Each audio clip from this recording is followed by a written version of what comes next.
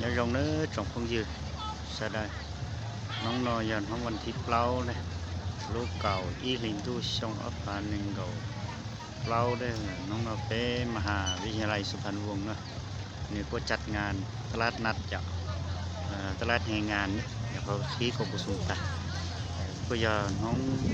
เขียมเฉลิมฉลองเจ้าน้องวันสร้างตังมหาลัยสุพรรณวงศ์ครบรอบหนึ่งกับอีสงนะตั้งใจลูกมหาลัยสุพรรณวงศ์เนาะเต้าหนึ่งกับอีสงก็สมเนาะนึเห็นห้องเนาะอาทิตย์เนาะอย่าลูวิกเนาะคืออย่าอีลูเสียหายอะไรอยู่รอจัดงานเฉลิมฉลองเด้อมัวจีไปหอมใช้เด้อ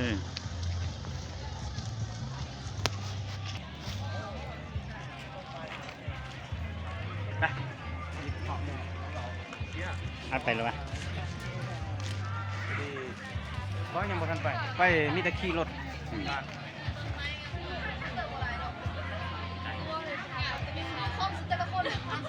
มวยปลายขนาดเนาะ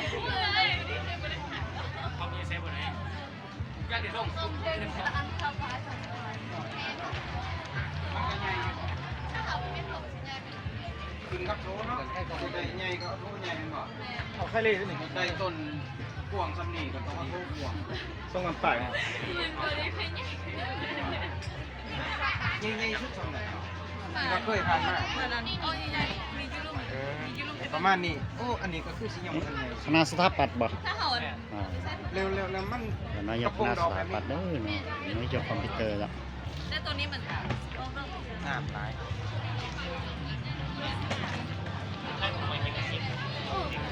ต้น10,000บ่เลยว่าโทร10,000ตัวนี้อันโหเรื่อง10,000อ๋ออันนี้โทร5,000อันนี้ก็คือกันที่โซ่เนาะนี่จะมีราคาตัวนี้อันต้น3ตัวนี้50โอ้อันนี้5,000โดย5,000มันคือถือแค่ใกล้ได้เปลี่ยนโทรนี่มันใหญ่ขึ้นใหญ่เปลี่ยนแล้วมันใหญ่ไปเลย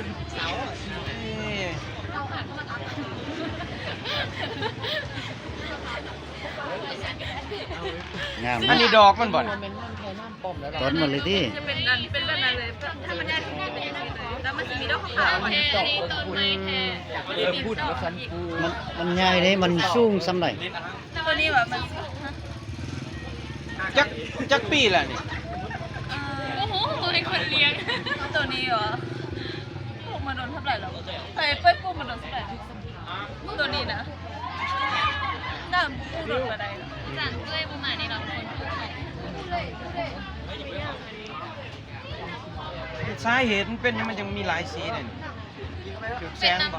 น้ำสายพันธุ์หรือว่าสายพันธุ์เขาเอิ้นมามันยังกันอีกต้นกระบอกเพชรกระบองเพชรมืดเลี้ยงอยู่ฮีดเลยเนาะทางในมีนะทางในมีมันยังในน้ำบ่หรือว่าอาหารรอเลี้ยงมันข้างในมันเป็นต้นไม้ที่เก็บน้ำมันจะเป็นต้นไม้ที่อยู่ในทะเลทรายเพราะมันเขาเรียกนะเขาต้องให้น้ำมันบ่อาทิตย์นึงเขาเพื่อหรือ2 ครั้งหรือว่าเขาขายมีแต่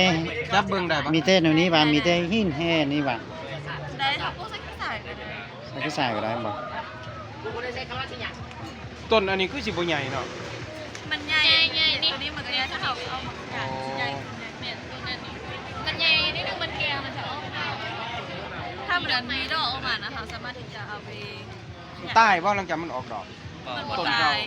และตัวนี้จะบ่ตายคันถ้าหักซ่าดีๆคันนำดุกันไปคันให้แดดถึงมันจะออกดอกเป็นแต่คันหักซ่าพอดีมันจะเน่าคนน้ำไร่ก็คือมันจะเน่าก่อนเป็นต้นไม้ที่มันหมักน้ำอันนี้เดแม่นอีหยังมันอันนี้ก็ดอกกำลังสิออกมันกำลังสิเป็นคือหน้ามันครับเป็นคือประมาณคือว่ามันตุ่มคือตุ่มอาจารย์บ่แม่นถ้ามันใหญ่สุดนี่ใหญ่ส่ำใดสูงส่ำใดคันดูแลหักซ่าดีห้องอยู่เหือนน้องเมตุดสูงไปโอ้ประมาณครึ่งเมตรเลยเนาะตัวนี้เหรอมันสิใหญ่ตัวนี้ก็สูงบ่สูงคันดูแลหักซ่าดีมันจะใหญ่ขึ้นเลยแต่มันจะลงง่ายถ้าเขาให้ดูเป็นตัวใหญ่แล้วเขาเป็นปลูกลงดินมันก็จะเปลี่ยนทางแล้วมันสำคัญแม่นอันนี้มียังอยู่ในเติมมันดินมีแต่ดินแล้วก็หาดินทรายดินผสมท ดินปลูกฟังเท่านี้แหละเนาะแต่ว่าทั้งเทิงเขาเอาอันนี้ใส่เนาะอันนี้เป็นขี้หินธรรมดาป่ะ แม่น หรือหินบด กินแห่ตามทาง เรื่อง ที่ ประดับตามแล้วก็อาหารดอกไม้หัน โอ้แสดงว่าไปหานดอกไม้นี่เซ็ตเลยแหละ คือไปสิ อยู่ไทยนี่ก็เป็นได้ค่านี้โอ้โหได้ค่าดี แปลกเนาะอันนี้นี่มัน เป็ เป็น น อาชีพนี่ไง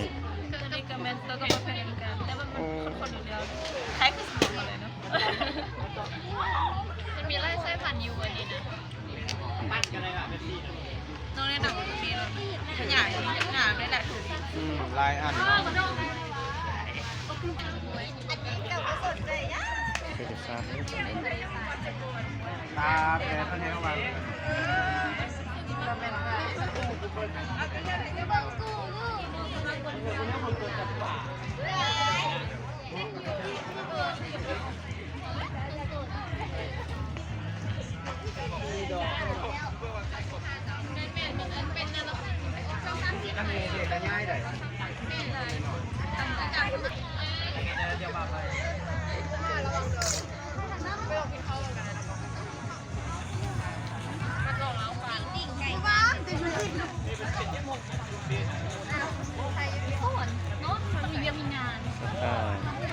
บริหารการท่องเที่ยวเด้อเนาะคณะเศรษฐศาสตร์เด้อเนาะ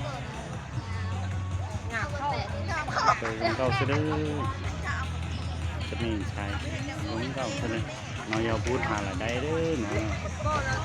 จับตัวเด้อจับ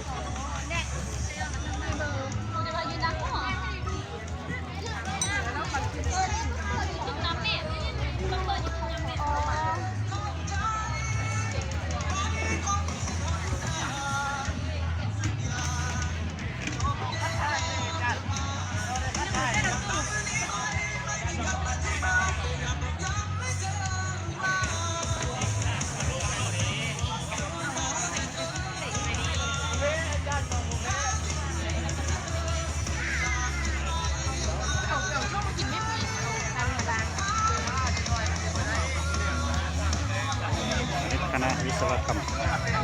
คณะวิศวกรรมศาสตร์นี่เนาะยอดนักศึกษาแล้วหารายได้บางทีหมกของเนาะหมกของเฮาซะเด้อเนาะ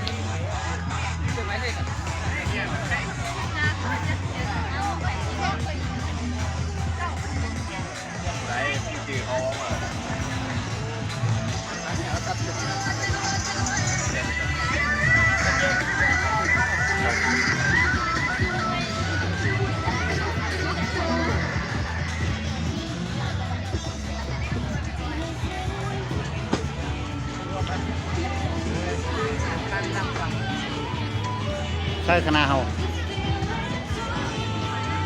ต้นลงป่าปะติ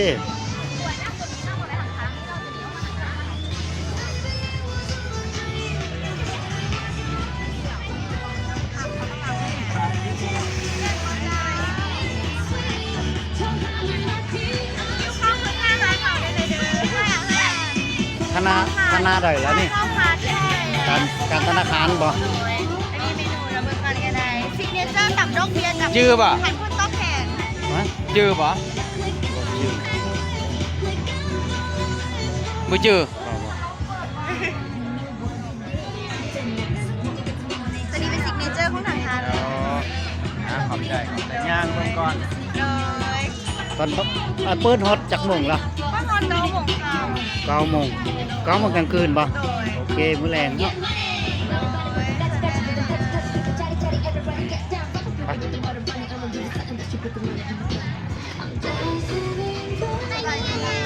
ไปดิ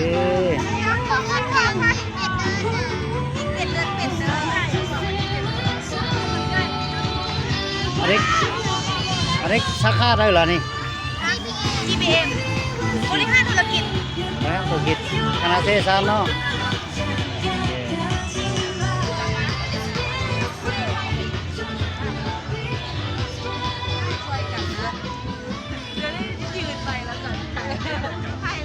โลกกันโซนเศรษฐศาสตร์เด้อ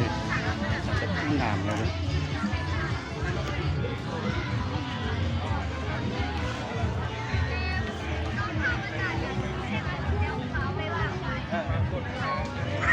ไก่ออนไลน์เด้อนี่ แถวนั้นแหละมันจะมี เด้อเอารีดแล้วดิยังมั้ยยังบ่รีด ผมว่าบรรดาผู้ประกอบการเราอยากธนาคารเราจะตัวนี้เราต้องในบริษัทแล้วตัวตั้งบูธของเราเด้อเลยว่าอย่างนั้นนู่นเนาะอาศัยจะนักศึกษาเนาะแต่จบเนาะแต่ยังร้องหรือก็แล้วก็ยอมบูธ บ่เป็นหยัง นักศึกษาราคามาได้เด้อ นี่ตัวเขาจะชิมไปแล้ว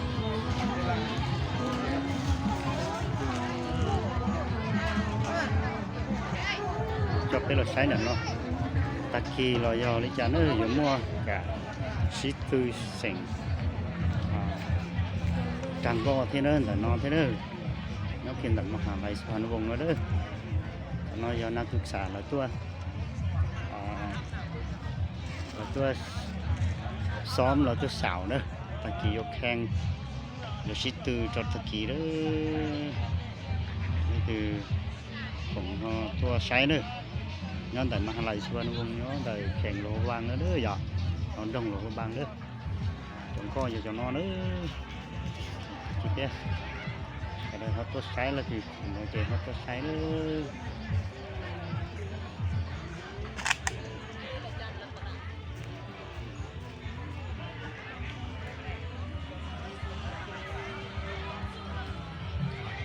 โซนนอนหลังได้จะย้อนบริษัทเด้อ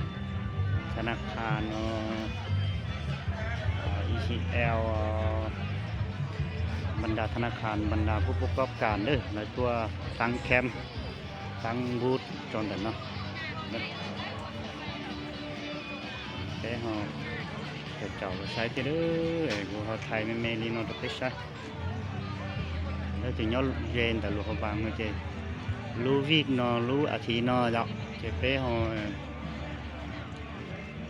จัดงานเฉลิมฉลองมหาลัยสุพรรณวงศ์เนาะ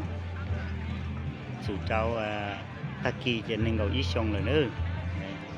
ก็คือก่อนจบเดี๋ยวน้ำมูเราก็ตัวเด้อ